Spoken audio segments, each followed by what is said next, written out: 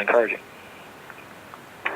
Great, thank you both. We're going to take a question that was emailed in. This is David from Minnesota. As a small business owner in Minneapolis, I rely upon a strong transportation system to conduct my work. We saw a standoff earlier this year on the reauthorization of transportation spending and funding bills. Any chance of a long-term agreement this year?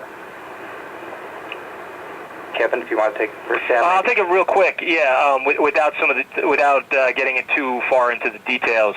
Thanks, David, for the question. I think, look, on this, transportation is one of those issues where it is critical to the economy. You do have House and Senate leaders saying that they want to move pieces of legislation that are important to helping the economy. That our transportation infrastructure is essentially the circulatory system of our economy. I think that this is one of those things where John Boehner's leadership is critical, because he does believe very strongly, having been a committee chairman himself, that the work of the committees should be left uninterrupted. He is going to want to see the Transportation Committee, produce some legislation that is going to address some of the issues, and a crumbling infrastructure is one of them. So I think it's very likely that it could be something that they visit in the next year. How long term that will be, what the size and scope of it will be, I think that still remains to be seen. And frankly, it could be tied to tax reform in some meaningful ways. I mean, that's right. Earlier, that's right. Any revenue could be generated, then it could make it more possible to do something that was revenue neutral as opposed to adding dollars to the federal budget. Yep, great, thank you. Again, just a reminder, if you have a question, please press 1 to ask your question. And we're actually going to go to another submitted question. This is from Kathy in Miami.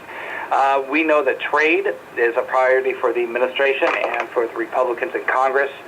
When will we see action on this front?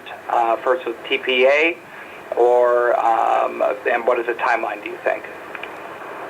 Well, I think this is